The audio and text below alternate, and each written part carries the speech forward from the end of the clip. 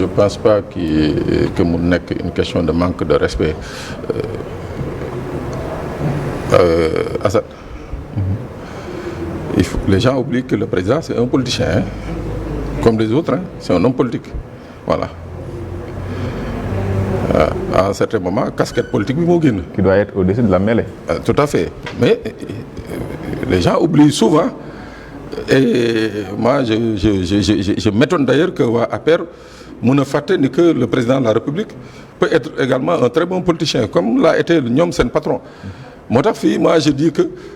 peut-être que je dis il aurait fait la précision. Man Bassirou Diomaye Faye de PASTEF waaw. jàpp naa ni que bu ñu nanguwul déclaration de politique générale bi Ousmane Sonko nar a def foofu man j'encourage mu dem defi ko fële loolu j'aurais accepté la précision waaw mais effectivement comme ni nga ko waxee ça a soulevé des interrogations parce que dañ ne c'est le président de la République mais on oublie que le président de la République également c'est un homme politique et je suis sûr et certain je suis pas dans sa tête mais je suis sûr et certain en tenant ses propos c'était pas le président qui parlait mais c'était l'homme politique qui parlait. Mais là il fallait également ah waaw c'était l'homme politique qui parlait c'était l'homme politique qui faisait de la provocation moo tax dama jàpp ni que peut-être encore une fois pour ne pas fâcher monsieur Ka mais il aurait fait la précision de dire que man Bassirou Diomaye Faye de PASTEF il a démissionné de son poste de secrétaire général ah non c'est une boutade quoi justement de dire que man Bassirou Diomaye Faye de PASTEF jàpp naa ni que premier ministre liñ ko teg fële ci assemblée nationale man jàpp naa ni que bu ñu nanguwul mu dem defi bu ñu nanguwul modifier mu dem defi une déclaration de politique ailleurs devant un jury populaire man parce que ànd naa ci foofu y a aucun problème c'est sans équivoque mais fii Assane di waxee par rapport à sa question moi je comprends celui qu'on appelle la clé de voûte des institutions c'est-à-dire mënul war a mën a tuuteel justement cette assemblée bonne tout le monde sait que c'est la pire des assemblées c'est la pire législature qu'on a au Sénégal non tout le monde le sait mais néanmoins c'est l'Assemblée nationale du Sénégal tey jii bu président soxla woon une loi quelconque d'urgence ci assemblée boobu la ko yóbbu ñu voté ko donc moom foofu laay waxee quoi mais que ce soit maintenant l'homme politique Bassirou Diomaye Faye qui sort pour dire que son leader politique Ousmane Sonko est libre d'aller faire une déclaration de politique générale ailleurs mais il est dans son droit il est dans la provocation il est dans la riposte politique. Bon foofu peut-être li may wax mooy mënul nekk dans la provocation mënul aussi porter la casquette de Pastef mënul porter également une casquette politique dans la mesure où il s'agit d'un président et de son premier ministre. Donc li muy wax en fait xam nga yow bi ngay wax sax ci sa propos. yaa ngi wax ni on a la pire des assemblées. Oui, ça, donc j'assume ça. Quand le citoyen lambda n'importe qui peut avoir cette considération président bu ko waxee en réalité dafa affirmer rek la réalité bi nga xam ne moo am te il doit avoir le courage de le dire parce que bu ñu amoon. mais li mu war a ñeme wax président war ko ñeme wax. si war na ko ñeme xam nga. ça me rappelle un livre sur François Hollande intitulé Un président ne devrait pas dire ça. Non xam nga François Hollande il a ses expressions à lui et c'est son droit le plus absolu. Il lit les livres yi ko intéressé nous sommes au Sénégal on parle wolof on apprend pour la majeure partie des Sénégalais le Coran ñenn ñi nekk ci yeneen religion donc bokkuñu ay culture fii ay olof ñoo fi nekk ay pël ay séeréer ay lébu ay joola ak yooyu fii ay joola donc histoire de dire que on n'est pas par exemple un François Hollande ou bien un Macron quelque chose comme ça bokkuñu c'est-à-dire ils ont leur culture am seen façon de faire mais ku xool la démarche du président c'est une rupture donc moom waxul dans le sens de du sol en fait la casquette du français en imitant par exemple les républiques occidentales mais il parle en tant que sénégalais authentique bon teint donc li muy wax da koy ñeme bu fekkee ne dëgg boo xam ne askan bi vraiment bëgg nañ ko dégg ci gémmiñam mais da koy génne sans vraiment am benn en fait considération particulière def ko dans la provocation nee naa leen président dafa am son calendrier talul ñii di wax te it am naa njott bu rafet ni amul sax jotu di leen déglu ñi ciy tontu ci waa coalition bi ñun ñii. moom nee na ñu déglu. waaw non dina xam nga déglu bi muy déglu mooy ki nga xam ne en fait il apporte en fait des contributions assez positives dans le sens même bu dee critique la bu négative te boo xam ne en fait day tax nga réparer yenn lacune wala yenn tard loolu on est preneur et il sera preneur parce que il est très lucide dans ce qu'il fait il est très ouvert ñeme moo tax ma ne ñeme na yoon bi li muy def xam na ko dal na te ubbeeku na ci ñëpp que ce soit bu nekkee opposition la bu nekk parce que gis nañ fi premier ministre Ousmane Sonko bi mu demee premier visite am RTS mais dafa ne nañ ko ubbil ñëpp nañ ko ubbil opposition bi nañ ko ubbil ñëpp am na émission buy am tel kii nañ ciy invité les opposants donc c'est histoire de dire que ñoom nekkuñu ci gars yi seen calendrier boobu ñu nekk ci ay riposte ak yooyu moom day wax bu waree wax li mu war a wax bu ci paree daal di dem ci liggéey bu wax jotaatee ci moom du nekk influence su kenn dina génn waxaat te it ci calendrier am par rapport ak cellule de communication lay topp léegi nag moom laa wax ma ne à cette petite opposition cette petite nouvelle opposition qui ne peut même pas gravir peut-être les premiers pas d'une échelle d'une longue échelle parce que duñu sori fi ñu jëm liñ naan kuy naaw say donc de russe fa nga jëm soriwul ñoom dañ fi am jaar sénégalais yi ràññee leen sanctionné leen defe naa ne sénégalais yi duñu mës a commettre erreur sax di leen déglu yenn déglu yi ba di leen wóolu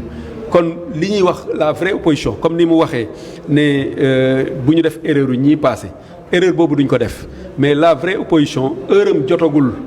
parce que bés bu ñu tollee à l'ère du bilan un opposant même si le bilan est positif un opposant peut sortir et dire que je peux faire mieux et là il fera des propositions askan bi mooy apprécier mais d'où cette forme d'opposition président génn nga ne non li mu wax nii man la doon waxal kii man lay gaaruwaale kii non soo yaakaaree ni yow la ñuy waxal rek c'est parce que am nga lu taq ci yow loo xam ne yow xam nga ko te boo sañoon mu deñ léegi nag nan ngay defee diversion ci askan wi nan ngay defee diversion ci institution yi pour yaakaar ni loolu dina la sauver je pense que erreur la ci ñoom te dañuy tardel seen bopp. ci assemblée nationale Pape Sané boobu la ñuy jeexalee ak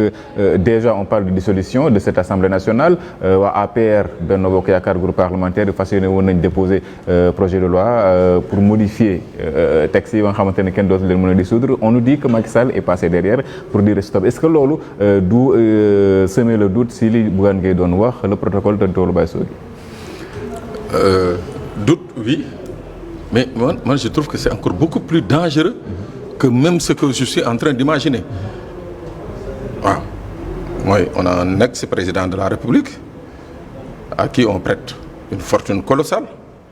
qui est en même temps chef de parti, en même temps délégué la France, Mouna Tahaou, continuer d'y rythmer le tempo politique. Je dis que si c'est avéré, c'est extrêmement grave.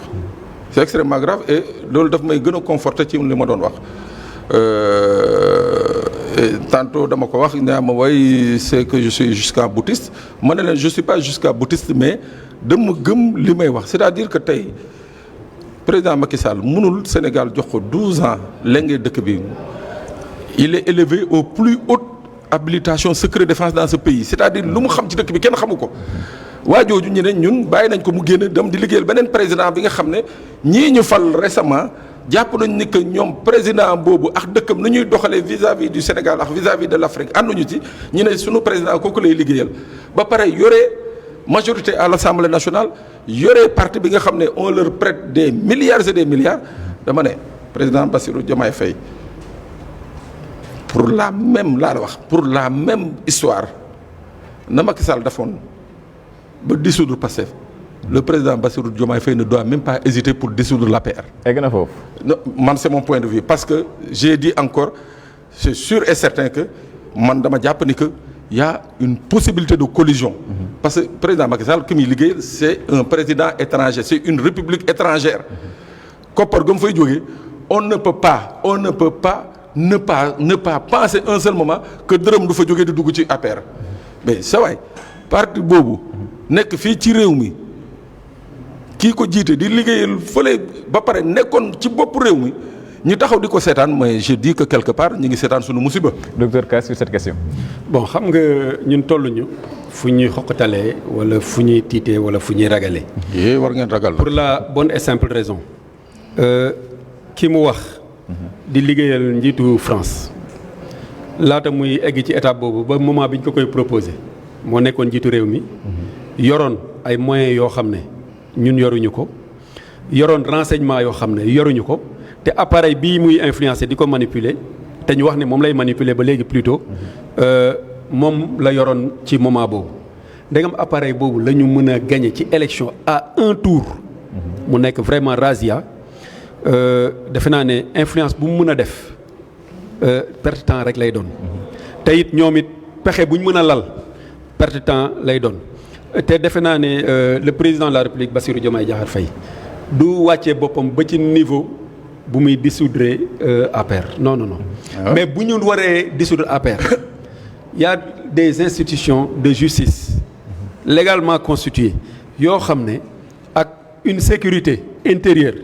boo xam ne xarañ nañu ba bu fekkee ne def nañ loo xam ne mérité nañ ñu dissoudre ko du jugee ci président du jugee ci premier ministre mais bu boobaa dissolution bi day am te maanaam benn influence d'État du ci am donc c'est histoire de dire que du loolu en fait mooy inquiété mais assemblée bi dafa jaaru majorité ou pas du assemblée boo xam ne reflété na li nga xam ne mooy la confiance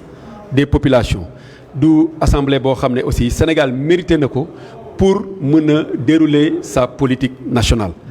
donc li ci jaaru mooy le moment venu bu ñu tegee charte yëpp yi nga xam ne mooy tax ñu jëlee ko fii pour mën a renouveler indi une nouvelle assemblée boo xam ne dina voter ay lois yoo xam ne en fait dañuy am une assemblée ou bien un parlement à la hauteur des attentes des populations parce que li ñuy def defuñu ko pour le président Diomaye defuñu ko pour le premier ministre Ousmane Sonko defuñu ko pour la coalition Diomaye président mais dañ koy def pour askan wi. donc buñ ca tolloo. lépp li nga xam ne jaadu na te Sénégal mérité na ko incha allah sëñ Assane sëñ Sané bu boobaa dinañ ko doxal. waaw dinañ ko doxal. Mais juste, il faut répondre aussi justement à ce que Bougane a dit, hein, ces fameux protocoles-là. Protocole amul et je persiste parce que le Premier ministre ak le président Bassirou Diomaye Faye à leur sortie de prison bi ñu demee hôtel Azalaï jàkkaarloog askan wi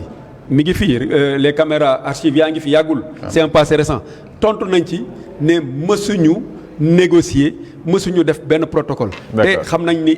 peuple bi xam nañ ni ils sont de bonne foi kon loolu duñ ci dellu siwaat du nekk débat képp ko koy wax nag xëy na yow yaa xam yaa am link ak ñële bañ mën la influencer nga koy wax. jaajëf merci beaucoup docteur Assane Ka di président bu parti PANEL parti des alliances pour la nouvelle élite nekkoon suñu gan si édition d'histoire ñu jaajëfal ko jaajëfal it Pape Sané mi ñu doon gunge ci waxtaan wi jaajëfal ñi doon gunge si xarala yi Bark si Diop Balde Mballo ñu bàyyi nag suñuy programme léegi le journal de 20h ak Khady Silla